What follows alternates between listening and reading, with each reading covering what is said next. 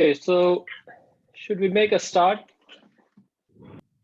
So thank you everyone for joining us today. I'm really pleased to introduce Marco Vivarelli, who is going to present today. One of Marco's main research interests is innovation, employment, and skills. And today, Marco is going to tell us how one type of innovation, robots, is going to have an impact on the labor market, whether it creates jobs or destroys it, or destroys them. We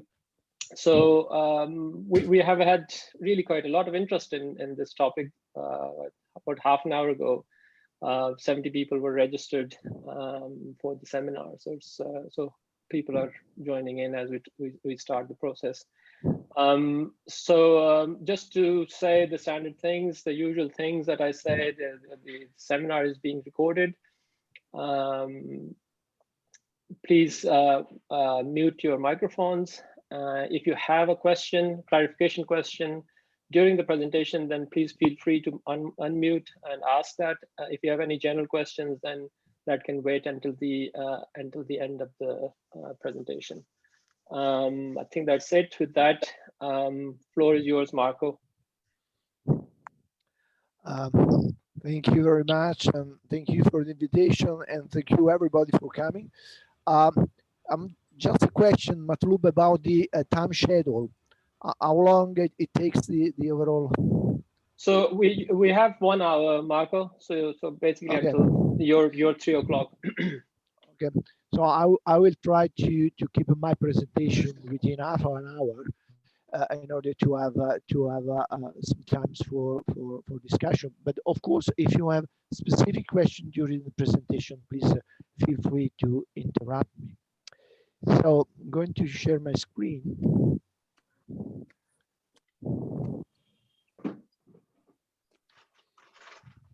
And here we are. I guess you can see clearly. It's okay. This is actually a work in progress.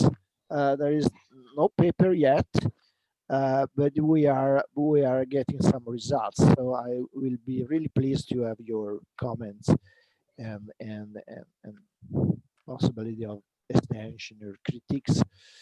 This is joint work with Giacomo Dagnoli, Vincent Van Roy, and Daniel Vertesi, and it's about artificial intelligence and the possible impact of artificial intelligence and robots.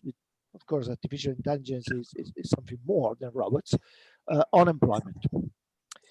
And here you have two pictures linking the first industrial revolution and the Luddite movement against the machinery to the industry 4.0, the fourth industrial revolution that we are experimenting nowadays, where the fear is that robotization may actually kill all human jobs. This is the in a way the cultural climate today. This paper actually takes a different angle, but I will try to clarify in a while. So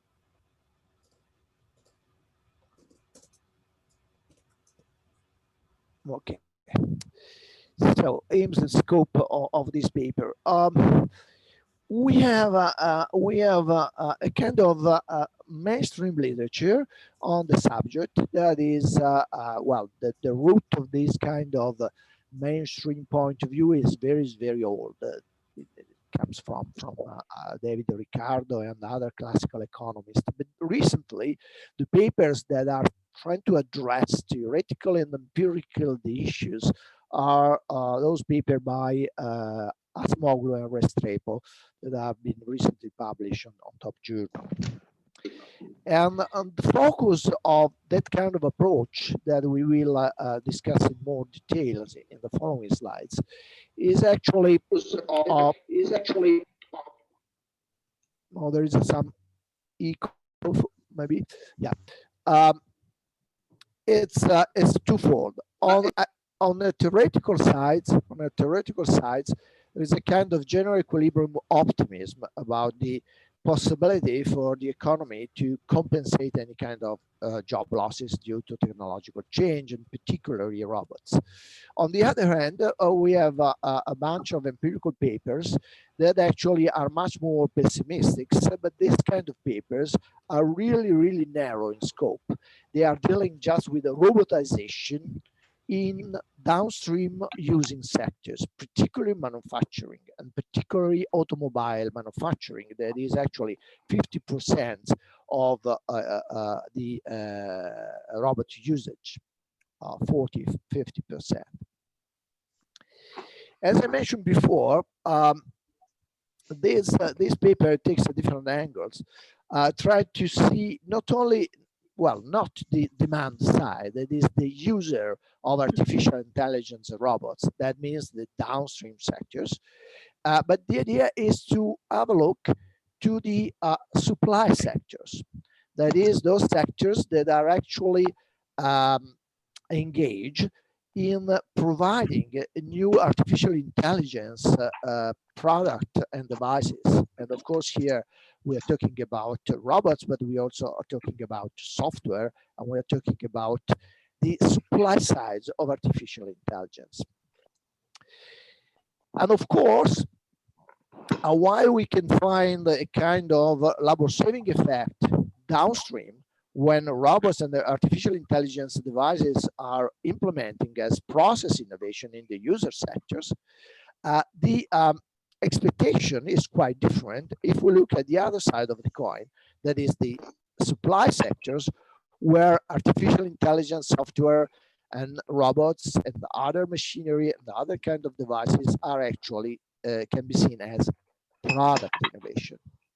So we see this gap in the literature, and we try to fill this gap.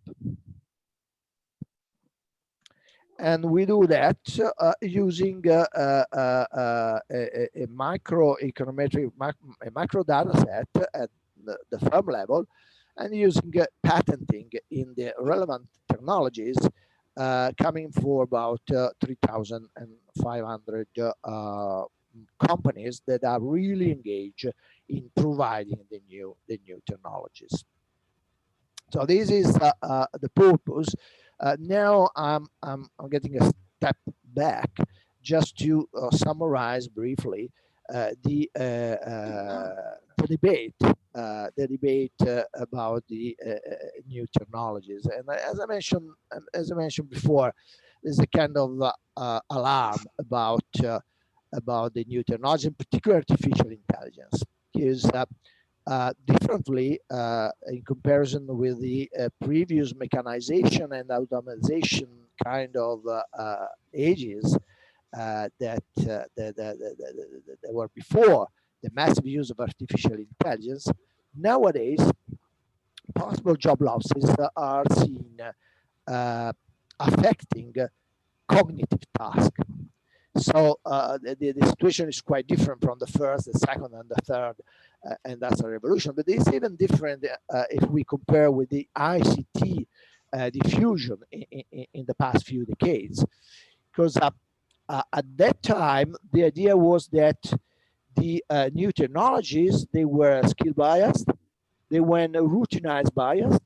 And so the idea was that particularly low-skill jobs and routinized jobs were at risk, while cognitive, high-skill jobs, non-routinized jobs, at that time, they were considered safer or preserved by technological unemployment.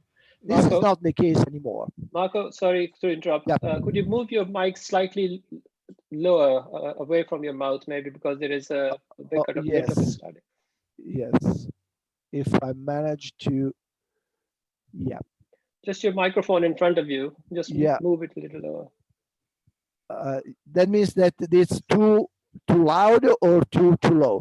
No, just a bit of static coming. So some people are kind of having trouble with that. Just if you just move it slightly away from your mouth, and that should be all right. Away. Okay. So is now better? Yeah, that's better. Yeah. Okay. Um, so let me come back to the right. Sorry, so it was too loud, and then and there was actually some echo. Um, so now the challenge seems to be much more pervasive in terms of possible job losses, because artificial intelligence is actually substituting non-routinized and very cognitive skills with tacit knowledge, like driving a car on the left, or very high skill jobs like accountancy, like radiologists and other health kind of task, and so on and so forth. So the disruptive power of the new technologies in terms of job losses seems to be pervasive and quite different in comparison of the previous technologies, including the ICT. Um, so these are example of these kind of technologies like Internet of Things, self-driving autonomous cars, robots, and so on and so forth. And this actually is summarized by Ben Johnson and McPhee like a kind of a great restructuring. And they are underlining that according to them, this time is different. This time is different because no job no jobs are preserved. All the entire range of tasks can be actually substituted. And actually, the oversighted work by Frey and Osborne, published in Technological Forecasting and Social Change, predict that about 50% of jobs can be actually substituted by artificial intelligence and new technologies, including highly cognitive activities like legal works, accountancy, logistics, and so on and so forth, and the example I made before. Okay, and this is the overall debate. Actually, Brian Johnson and McAfee are management scholars. Frey and Osborne are sociologists. But this is the general climate. What about economists? As I mentioned before, now the trendsetters, I would say, is Acemoglu, and the modeling of Acemoglu is actually sorry. Okay. The model proposed by Acemoglu and Restrepo are really classical in a way. So the idea, what is, there's a kind of substitution effect that is the direct labor saving effect of new technology, machineries, and particularly robots. And according to a very mainstream way to look at technologies that most of our economists have, this kind of substitution effect is directly affected by the relative prices of labor. So if wages are increasing, automation is increasing. If wages are going down, automation is slowed down.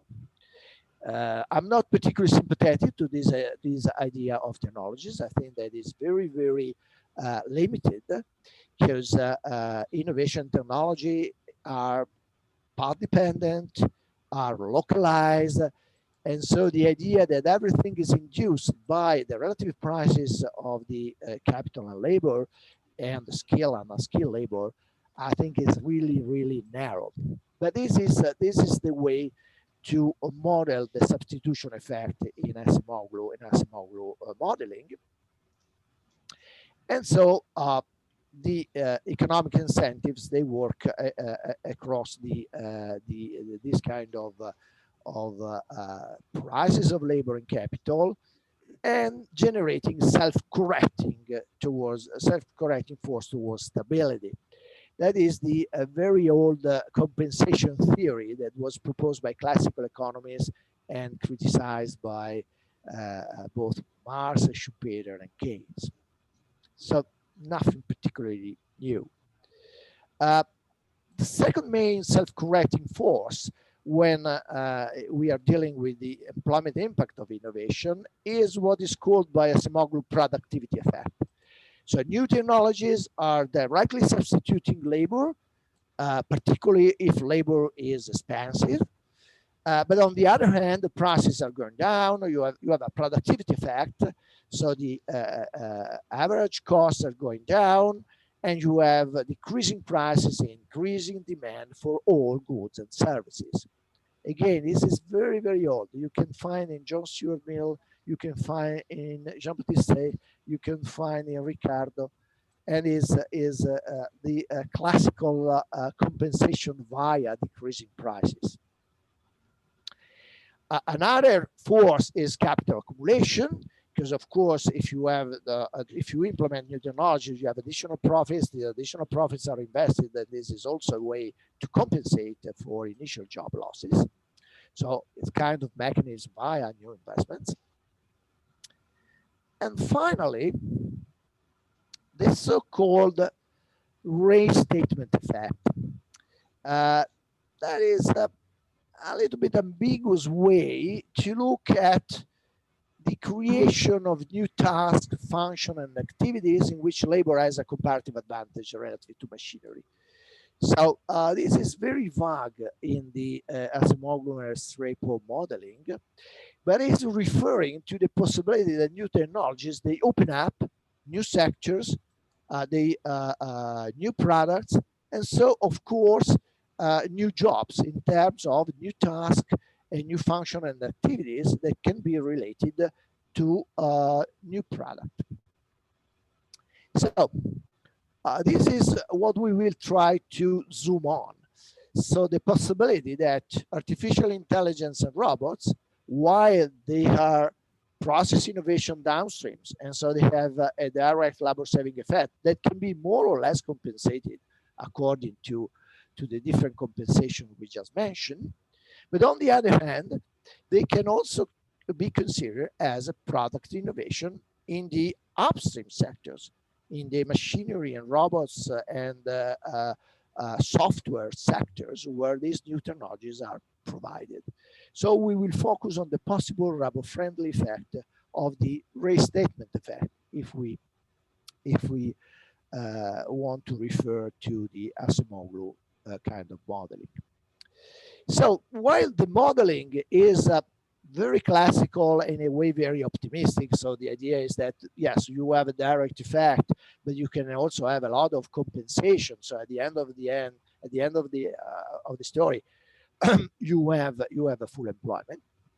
When they shift to empirical evidence, Acemoglu and Restrepo on this paper that we published in the journal GPE very recently, they provide some evidence of displacing the displacing role of robot in local labor market in the US. So a significant negative impact in terms of employment. This paper is affected by serious problems, particularly in terms of data. They use International Federation of Robotics penetration rates. There are coefficient of penetration rates in the different industrial sectors according to an estimate of how many robots in that sectors are used. So the sectoral data. These sectoral data are applied to local labor market in US, but actually instrumented by, because of endogeneity problem, instrumented by similar penetration rates in Europe. So at the end of the day, what you have is the penetration rates of robotics estimated, I don't know, in Baden-Württemberg, affecting labor employment, affecting employment in Utah or some local, sub-local labor market in Utah. So the hypothesis is that the usage of robots and the say level of technological complexity is the same in California, Utah, and Baden-Württemberg. that is really an heroic assumption. Anyway, using this kind of methodology, they find a negative impact of what? Of robots, just robots, in the user sectors, downstream sectors, and particularly, as I mentioned at the beginning, automobile industry is actually accounting for almost 50% of users. For Europe, in this paper by Chiacchio and others, they use exactly the same methodologies, very replicative studies, and they also find some negative association in between robots and employment. This is not the case of the other two available work by Gratz and Michaels on the review of economic statistics, and those et al. And et al. That is still there's a kind of report, a working paper, I don't remember. In both cases, they don't find a significant impact of robots in terms of job losses. So in a way, there are controversial results, but very few studies. And anyway, there's no study about the other side of the coin, that is the possible labor-friendly impact of AI patenting, in a way, AI supply of new technologies. And this is exactly what we would like to emphasize. And here the Schumpeter distinction in between product and process innovation is very important. And Marx is also reporting in these slides, because Marx was, as I mentioned before, very critical about the compensation theory proposed by classical economists, saying that this kind of compensation can fail for a variety of reasons, a variety of market failures. And so at the end of the day, technological unemployment is not compensated. But even Marx was actually admitting that when we talk about new branches of production, new product, of course, this can be labor friendly. So creating new fields of labor, as you see in the citation.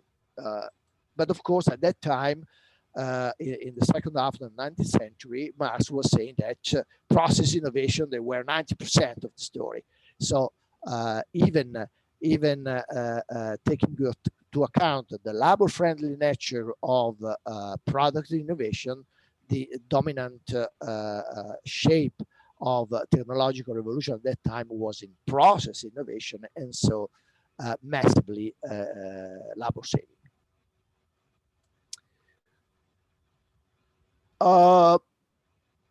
Of course, it's very intuitive to think that new products and new sectors are labor friendly. We have to be cautious a little bit on this, because of course, even product innovation may have a substitution effect. For instance, if a new AI software is completely displacing some other softwares, you don't have an additional effect.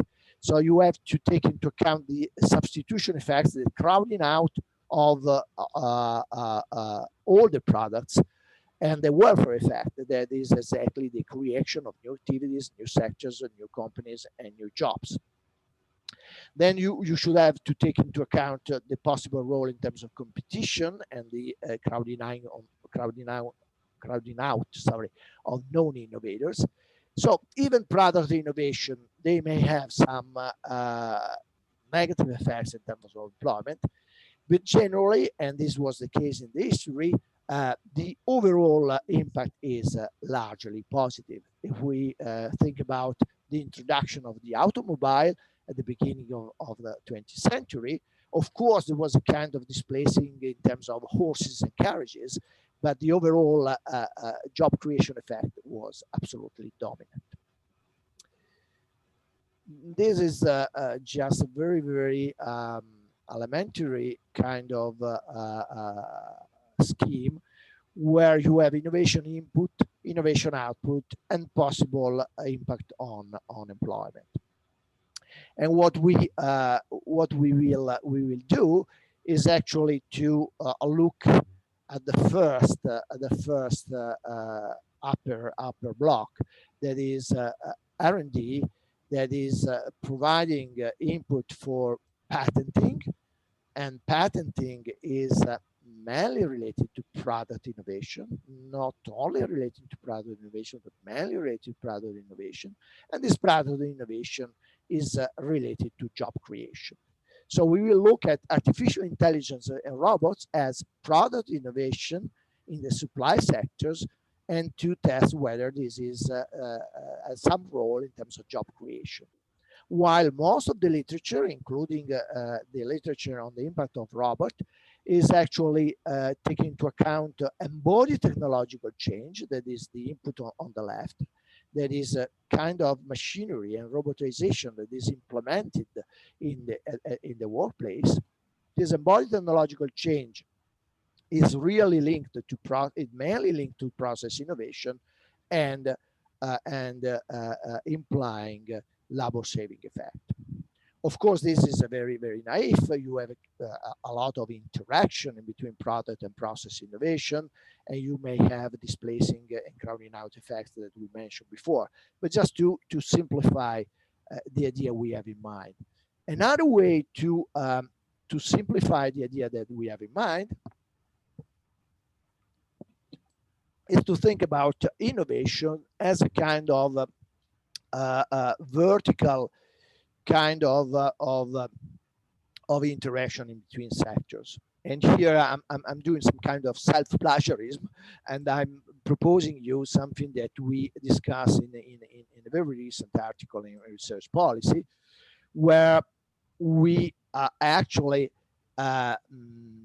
provide some evidence about the labor saving effect downstream.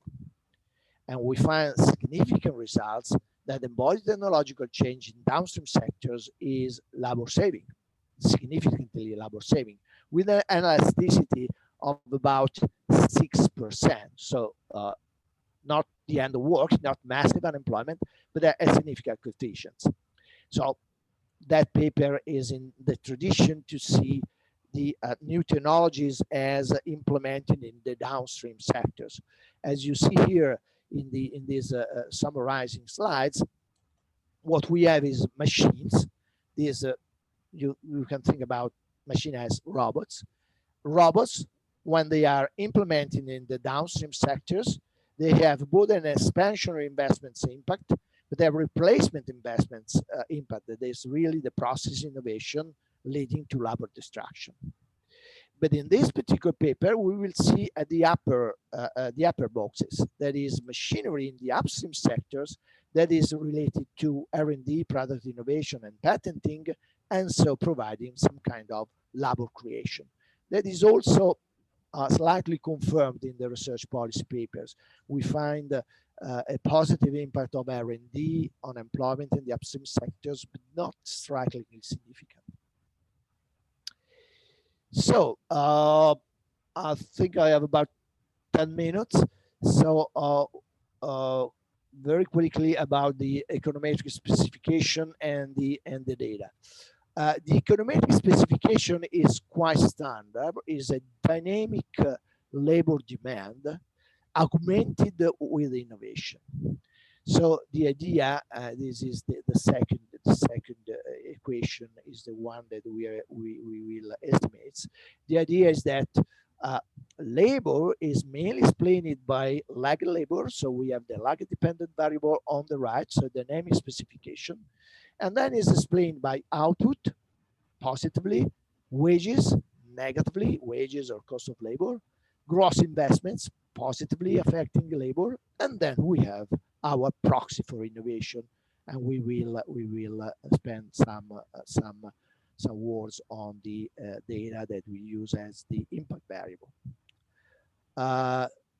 This is the kind of specification that has been used in many other studies, including some of mine, but others. And is a dynamic specification. So pooling ordinary squares and fixed and random effects can be run, but they are just preliminary.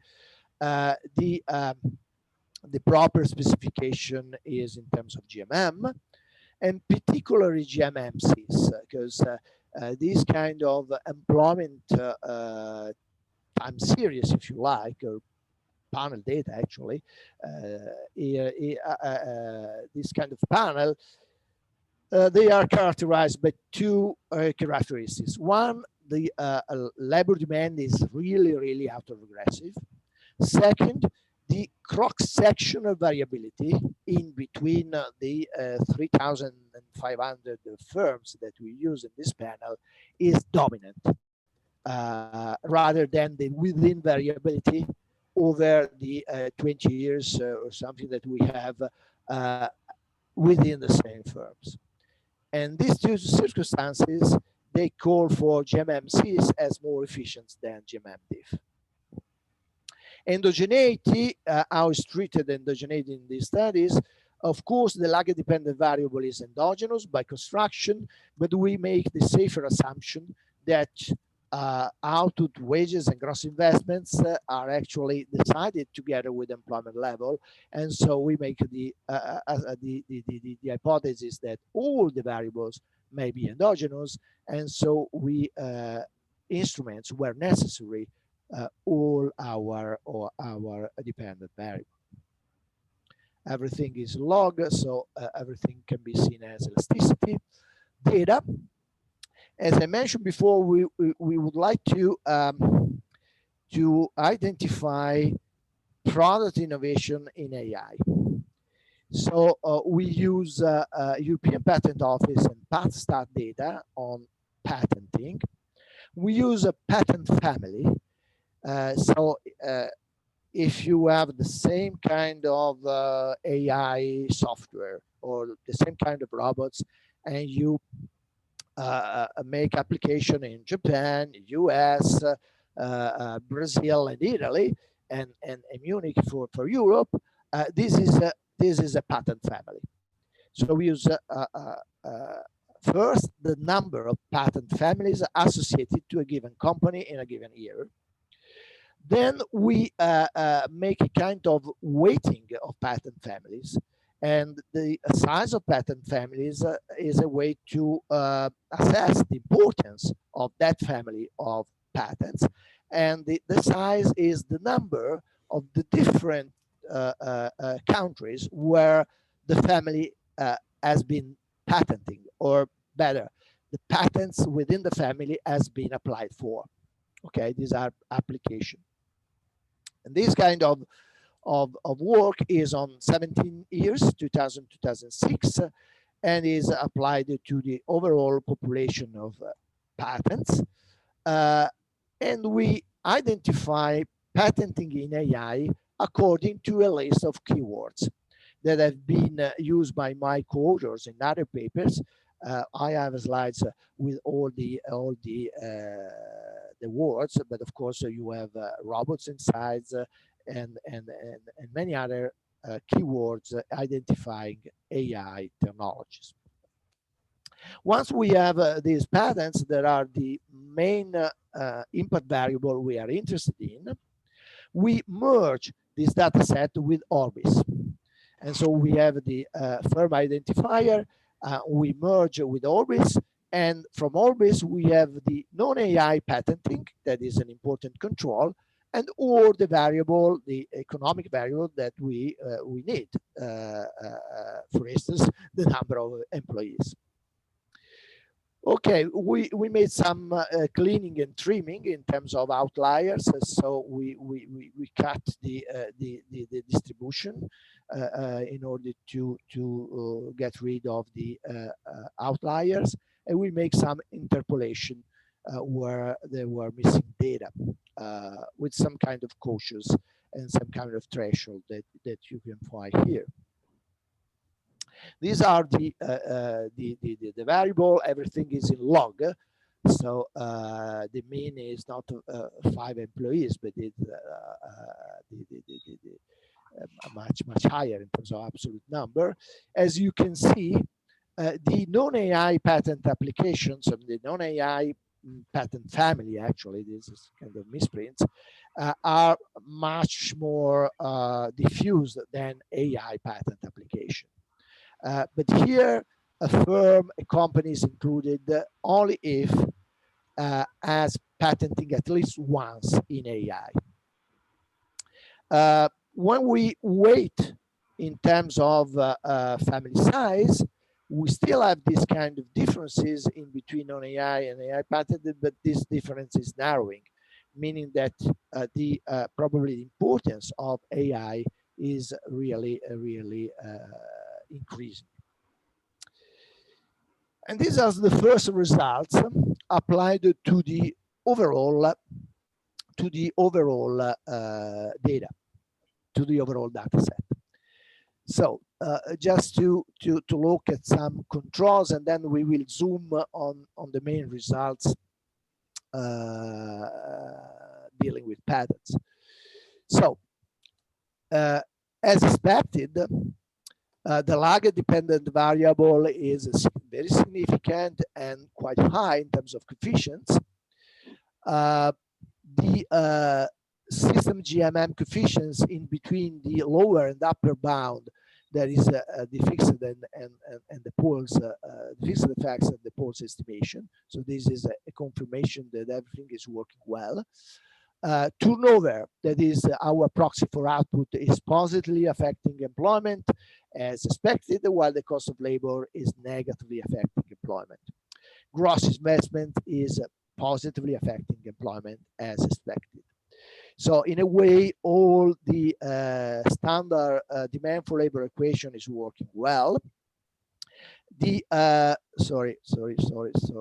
the diagnostic tests are good according to the time dummies that should be included. The LM kind of test require 3 legs of instruments in order to have the not significant LM test. The Hansen test is failing. The Hansen test is here the null hypothesis is that the instruments are good. So if you get significant results, that means that your instruments are not good. But this is absolutely common when you have very large data sets. And here we have 26,000, more than 26,000 observations. So according to Rudman and other studies, the Hansen test, the Sargent test, they over-reject the hypothesis. This is always the case. I have other papers with similar kind of large data sets, and the Hansen tests and Sargent tests are always failing. What has to be done in this case is to isolate subsample, let's say 20%, for instance, of the observation. That means about 5,000, 4,000 observation, and to run again the test. And in this case, the test is not significant. So this is a clear conclusion that the over rejection is due to the number of observations. So we are not worried about that. Sorry, I have a quick question. How many instruments did you have? If I'm looking at the system. Yeah, we tried to limit the number of instruments in order not to increase. So if I remember well, we go back maximum 3 times t-3 in a way. Okay. So, because usually with the system GMM, it can explode with the number of IVs. Absolutely, okay. Absolutely, and abusing in terms of instruments can be risky. Yeah. No, I mean, one suggestion is maybe you should report the number of instruments in your panel so that in the table. Absolutely. Yeah, because right now you only mentioned Sargent test and all that, but I was just looking to see. Sure. If I get the data output, maybe we can check. Yeah. Because I like to be the IV inspector. So. That's most important, because over instrumenting is the risk of this methodology. Yes. And so I generally in all the papers I publish, I generally make a cap of 2 or 3. Probably in this case, because of the LM is actually rejecting at -3 is -3. But, Okay. but yeah. All right. Thank you. Thank you to you. This is the zoom on the results we are interested in. So what we see that if we don't weight patent family, this is the mistakes that we have to correct. It is not patent application, it's patent family.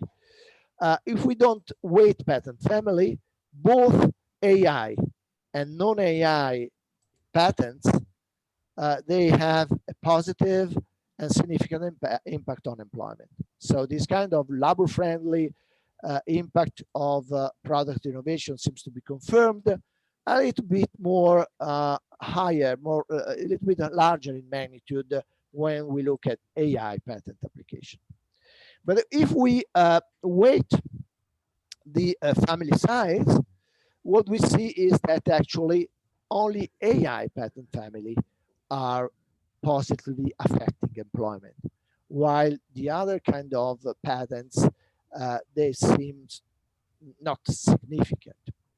But this is, of course, on the overall population, and here we may have composition effects in terms of size of the firms, in terms of intensity of technologies, in terms of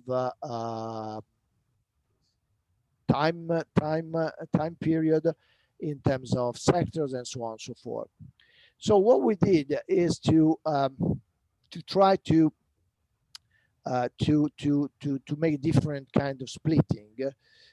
Here we reported just the one that were significant, but we made other kind of splitting, for instance, according to firm size, and that was not particularly informative. We also tried other kind of splitting, but only these they were in a way informative. And just to save time, we can we can zoom on what we got in terms of significant differences across different groups of firms. So the first significant difference is in terms of industries. So the labor-friendly impact, and here what you have is, as before, the first column is the unweighted, and the second column is the weighted. So a first kind of message is that the labor-friendly nature of AI patenting is obvious only in services and not in manufacturing. And that's interesting, because we are dealing with the supply side of these technologies, and AI is provided mainly by software houses, R&D departments, these kind of services. While in manufacturing, we don't have the labor-friendly impact, but of course, and the other papers they say something about that. We may have the downstream labor-saving impact on the manufacturing sides when we look at users. Here we are looking at provider. Within the provider, those sectors where you can expect some kind of increase in employment are concentrated in services, at least according to these results. I don't know whether there's a question or no. Firm's age was also informative. Not surprisingly, the labor-friendly impact, particularly of AI patenting, is concentrated in younger firms. Younger means after 1990. So all the giants in artificial intelligence are actually on the right side. And finally, we try to test whether AI intensity is important. And so we splitted the companies according to the median, and those firms that are over the median in terms of AI patenting intensity are those where the labor-friendly impact is concentrated. So the AI specialized companies where the weight of AI patenting is more than the the median, they actually have the significant coefficients. While this is not the case for the non-AI specialized firms. Marco, sorry. Yes. Can I have one Sure. clarification? So how much these three distinction actually basically point to the same firms?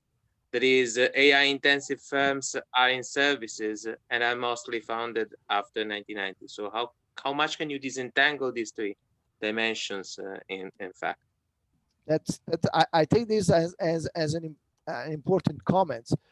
We didn't check about the overlapping, but of course this is important. We can actually isolate the identifier of the firms in the three groups and to see the rate of overlapping. I think that, I guess, because we didn't check in detail, but I guess that there is a strong overlapping in between the three, let's say, significant groups. So probably the labor-friendly impact is in service companies, young and AI specialized. So it could be the case that the three panel, they tell a very similar story in terms of sample composition.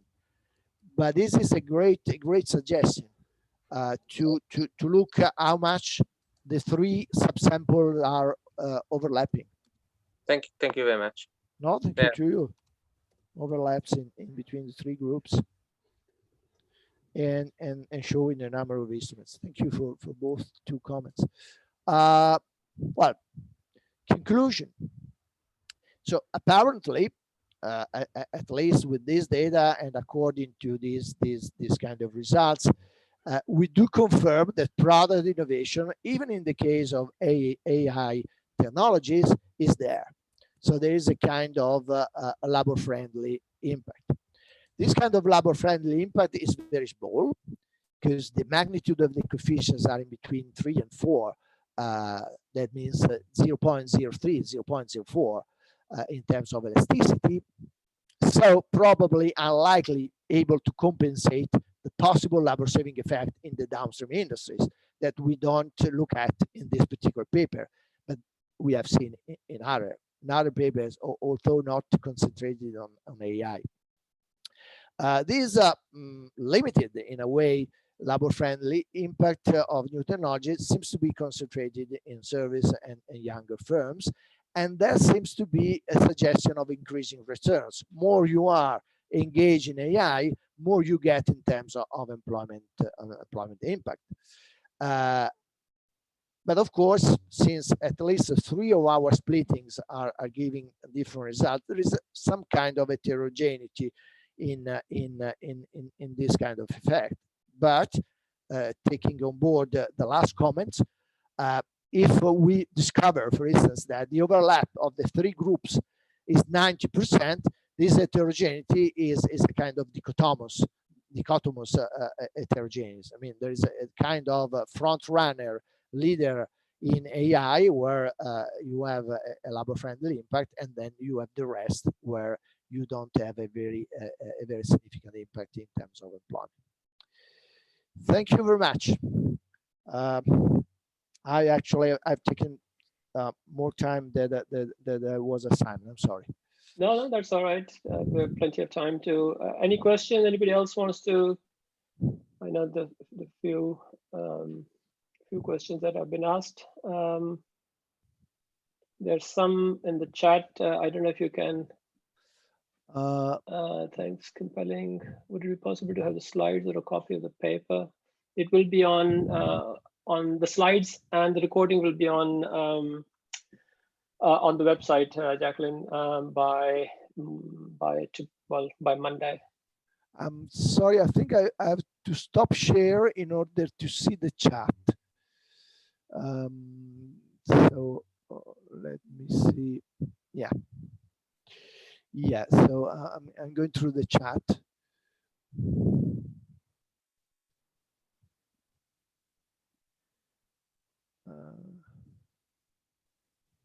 Yeah, there isn't any. The slides are available. Unfortunately, the paper is in progress, but in principle, we should finalize a working paper a working paper by 1 month, 1.5 months, and probably I will apply for GLO working paper. So maybe in about 2 months you will find the working paper in the GLO working paper series. I think we have a couple of questions, Francesco. Oh, thanks a lot. I also join other people in saying it's a very interesting research, but I really wanted to ask you whether you considered measuring, say, longer term effects.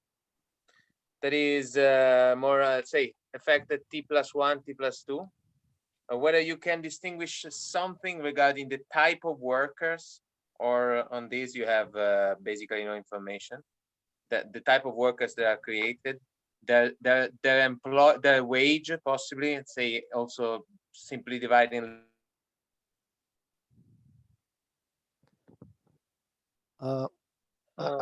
We are missing you. Yeah, I think you. Okay, while Francesco comes back, Daniela, you have a question?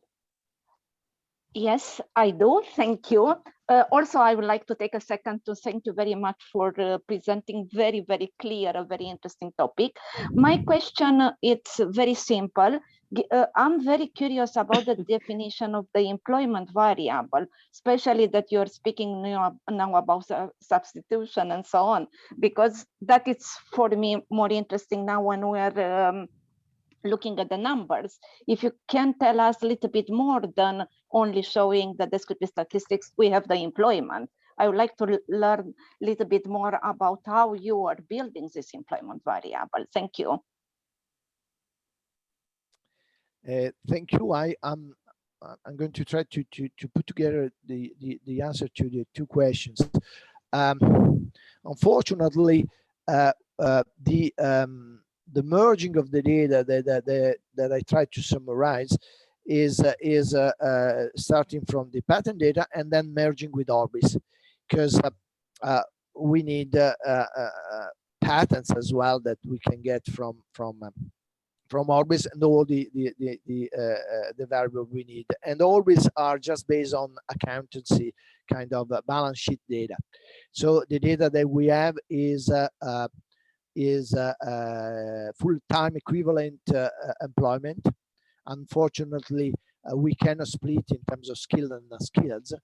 I did in the past some work exactly on the possibility to see whether the, for instance, the labor-friendly impact is on the high skill and the labor displacing is the low skill.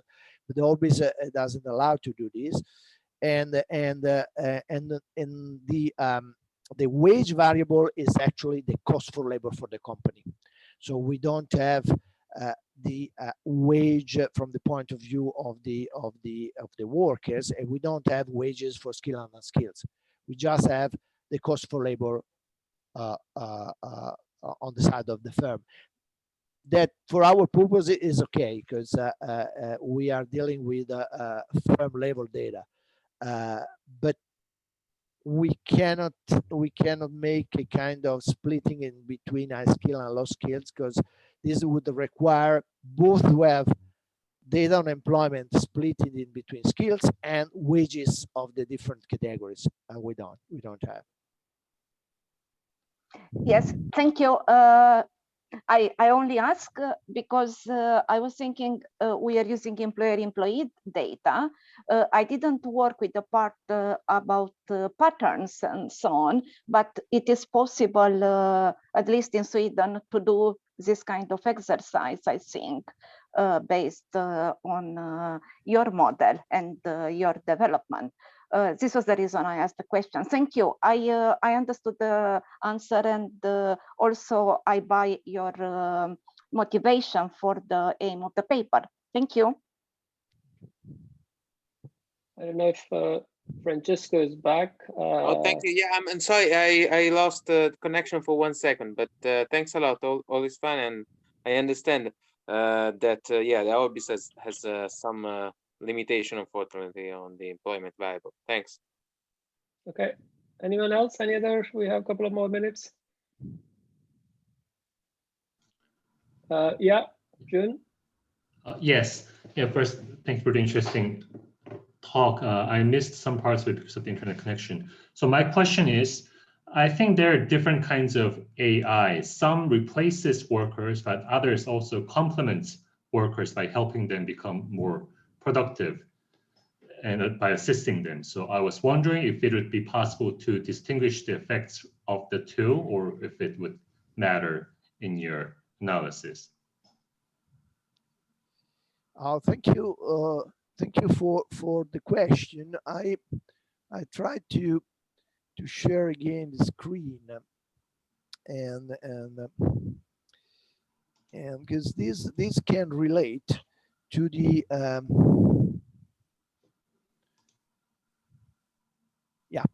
to the keywords we used. This is the list of the keywords that have been used to identify AI patenting. And as I mentioned, my co-authors, they used in other papers, particularly in a paper when they try to assess the impact on productivity by these new technologies. So, for instance, of course, you find here all the robotics, and then you have all these kind of words that are generally included in the patenting text in AI. So an attempt that we can figure out is actually to see whether using a subset of these keywords try to identify complementary versus substitution AI technologies in terms of employment impact. Another possibility that I tried to explore in another bunch of papers I'm preparing in this period is actually to directly look at the labor-saving nature of a kind of innovation. So in that case, we use keywords in patenting, but keywords that they may predict a labor-saving impact. So we have words like labor substitution, automation, decreasing labor, and so on and so forth. And in that paper, we actually identified a bunch of labor-saving patenting connecting with robotics. That paper is already available. It's still in the working paper version. It's submitted to a journal, but it's but this is a little bit a different story. I mean, we are directly looking at the impact, and in that particular paper, the impact in downstream sectors when the innovation patented will be used in a user sector. So the idea is to see whether we can find the labor-saving heuristics in patenting a given technologies, predicting a potentiality in terms of labor-saving impact. But just looking at the AI technologies, maybe we can zoom on the keywords and try to see whether, for instance, robotics is much more on the substitution side, while maybe other kind of keywords like predictive modeling and probabilistic modeling is more complementary to a scientist or a doctor or a human being that is supported by this kind of algorithms. So we can think about this. Yeah, thank you. I see. Thank you. Okay, thank you very much. I think it's perfect timing. I think we can stop now, and if there are still any questions, I hope Marco, you're okay if people email you with any questions they might have or any suggestions they might have for the paper. So let me thank you for a brilliant presentation, a very important topic, very interesting talk. And thanks for everybody for participating and raising and asking questions and making suggestions. So thank you, everyone. Thank you again, Marco. Thank you very much for taking part and for comments and questions. Thank you very much. Very, very useful for me.